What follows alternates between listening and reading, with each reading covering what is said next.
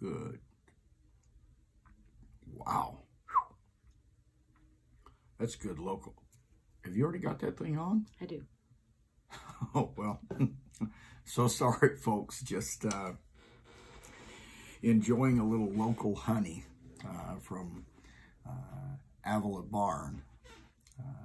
Picked it up there the other day, and you know, I was reading, and I've always heard that local honey is the best, and so I found myself looking and reading, and they say that honey has antibacterial, antifungal, anti, all kinds of things in it, because it's naturally produced, obviously, by the bees through the pollination process and all that they do. That's a study in and of itself.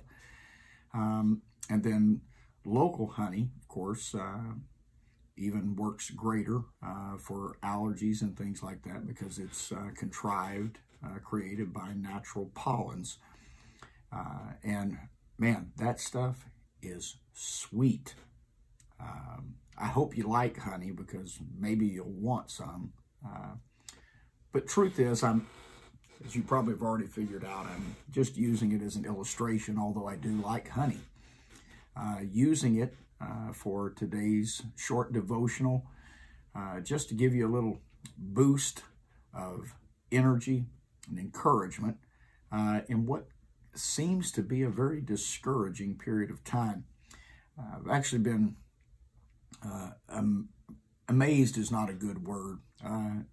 Dumbfounded, frustrated, exasperated by some of the comments and interchanges I'm seeing through news, media, social media, just from the world in general, but also even amongst Christian believers. Harsh words, hateful words, discouraging words, expressions of doubt, fear. And while they're all natural emotions, they just leave a bad taste in your mouth. You read it and it's like, yuck. Ugh. You just want to move on. You want to try to get away from it, but it's been spoken. Reminds me a number of years ago when I was, I guess, a teenager, a country and western artist at that time by the name of Anne Murray. So some of you that may be a little older will remember, but she sang a song that became #1 at the time, but the words simply said, "Sure could use a little good news today." And just basically encouraging people through song to share something good. I want to challenge all of us in this uncertain season, season of question, and obviously every day it seems like we get more information that just gets heavier.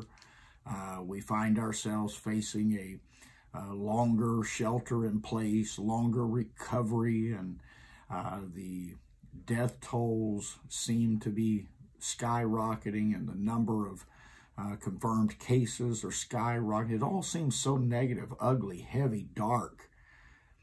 But I think God expects us as Christian believers to be encouragers. And so that's what I want to challenge you to do, is to be an encourager.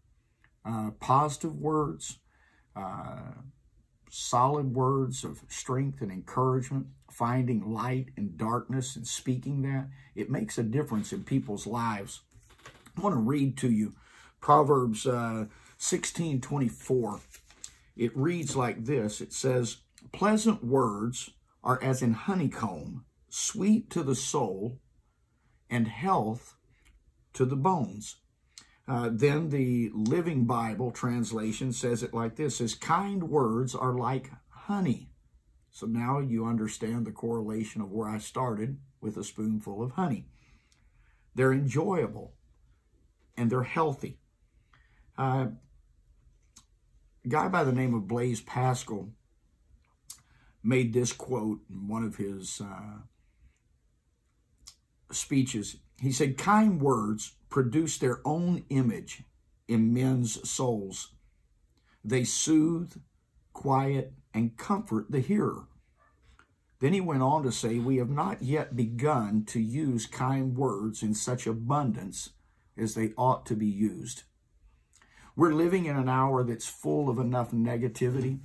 I just want to encourage you from the scripture to realize that every time you speak kind words, encouraging words, it's a gift to the person to whom you speak, whether that be a single individual or whether it be spoken through typed print and communicated through social media.